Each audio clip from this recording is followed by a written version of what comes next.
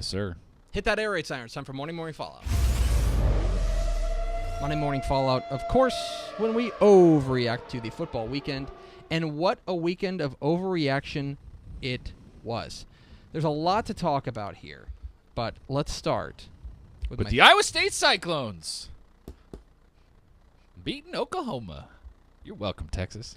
Let's start with my three big thoughts. Thought number one, calm before the storm. This week in Texas high school football, and we kind of saw it coming, it was an okay week of games. It wasn't anything special, I'll be honest. There was a lot, and it kind of played out that way. Now, there were a couple of surprising results that came about. I thought Euless Trinity's comeback win over South Lake Carroll was pretty amazing. Yeah.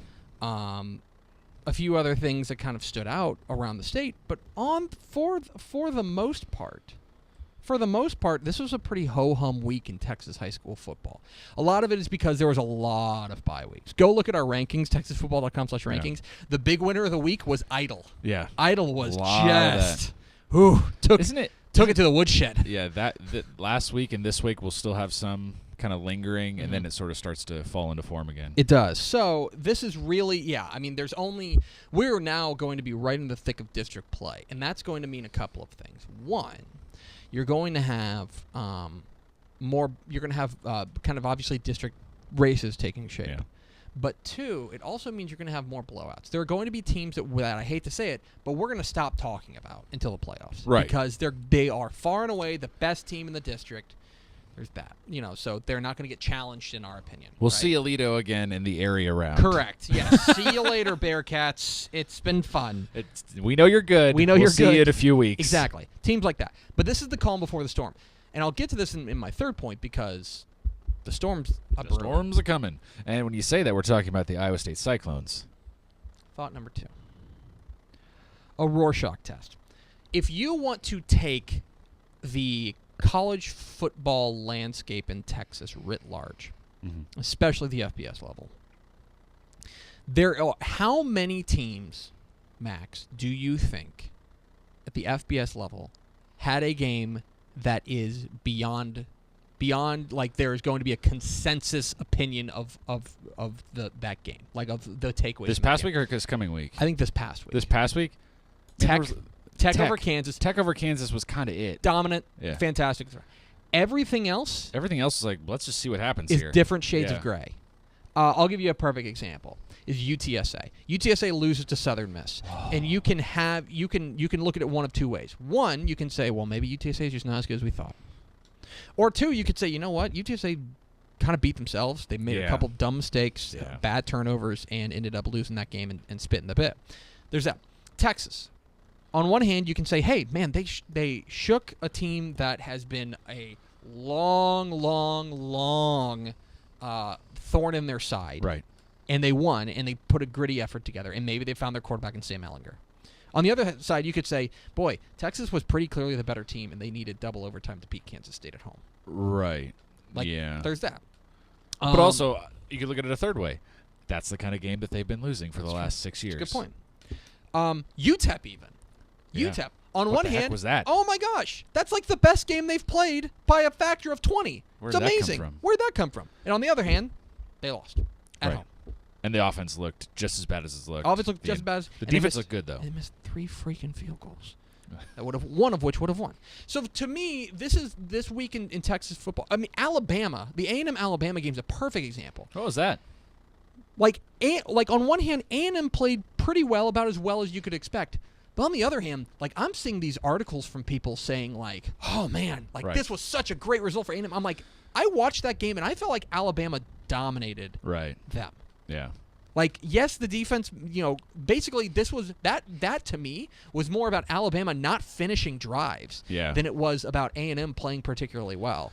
And I don't know, maybe people really want to get excited about A&M, but I come away thinking the exact same thing I thought going into it. I thought, okay, A&M's like a middle of the road SEC team. Right. I mean, the funniest part about all this at this point is if you want to, it sort of supports the theory that we were leaning towards a couple weeks ago where it's like they're just going to they're going to lose to teams they're supposed to lose to, and they're somehow going to win against the teams they should beat. And at that point, you might be a 7-8 win team. Yeah. You know? Exactly right. So this week in college football, in my opinion, was a Rorschach test.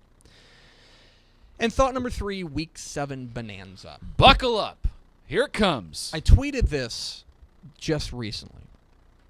Go take a look at the Week 7 slate of Texas high school football. Because if you had any doubts, like, yes, West Orange Shark and Kennedale was awesome last week. There are like 30 West Orange Shark Kennedale caliber games this week. It's pretty It is a ridiculous. monster weekend. And it's I was talking with Craig Way about this. It is not just the headliners, right? Lake Travis and Westlake is awesome. Yeah. Great game. What else? Allen and Plano is suddenly like a great game. Gilmer and Pleasant Grove is fantastic. These are top-tier games with teams that haven't lost much. Carthage and Kilgore, Childress and Canadian, that's great. But then there's this extra like little like the we talk about the crust. The crust is great. Yeah. The filling this week is amazing. How about San Angelo Central, Midland Lee? Awesome. How about Bowling and Tidehaven, Yep. which is a great game, but I even forgot to put on the list. San Antonio Johnson and Churchill. North Shore and Atascocita. The fact that you are going to go to Fort Bend, Marshall, and Manville, and it's like the 9th most interesting game this week, Yeah. that tells you that Week 7 is loaded for bear in Texas high school football. Those are my 3 big thoughts.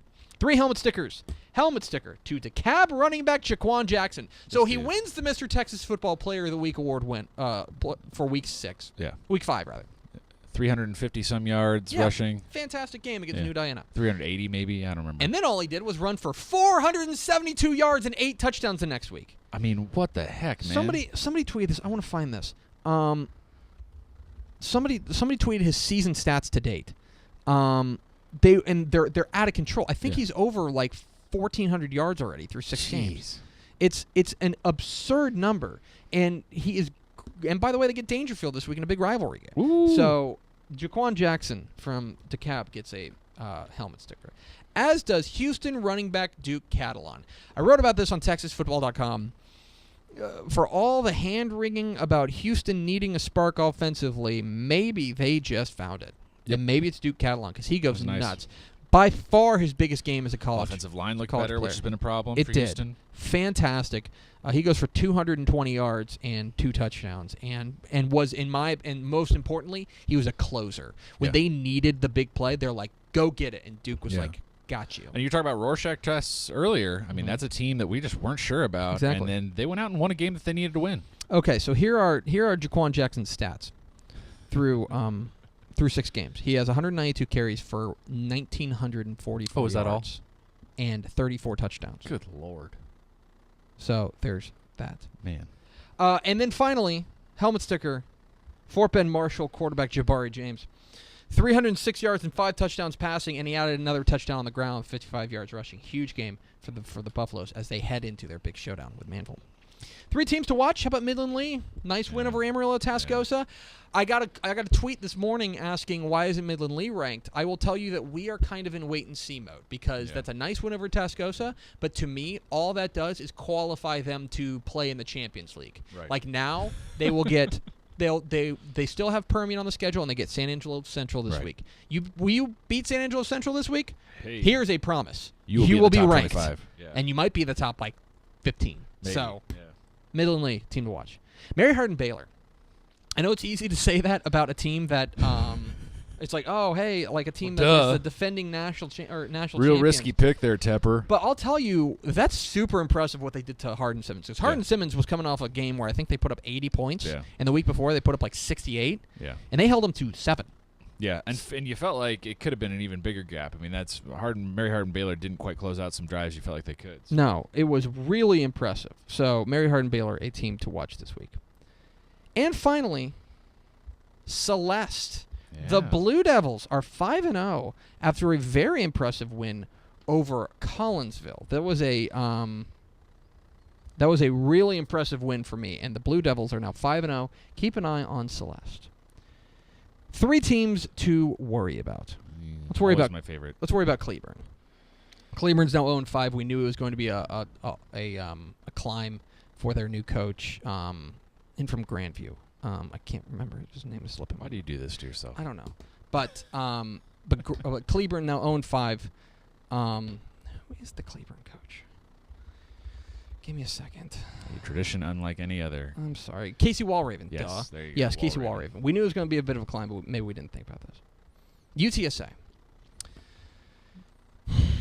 I just feel like maybe I hope that they weren't reading their own press clippings, but I feel like Southern Miss is not a team that they should be walking in and beating them. Yeah, and it makes the UNT game all the more intriguing. It really does. Like suddenly this week in Denton gets very interesting. You were talking last week, like if you melded the two lines together from Vegas 2 weeks ago, UNT be what, a 16-point favorite? Mm-hmm. Now it's starting to look like maybe they should be. And New Boston, they were off this week, but this is maybe the first time that I've paid attention to them. And I know they played a very tough schedule, but they are 0-5, and more importantly, the offense is just nowhere to be found. Yeah. Now they enter district play, where they're going to draw a very tough Jefferson team. Hughes Springs is off to a great start. White Oak is always dangerous. So New Boston, a team that we always expect to be in the hunt, is suddenly off to a very, very poor start. So we're worried about New Boston, and that is Monday Morning Fallout.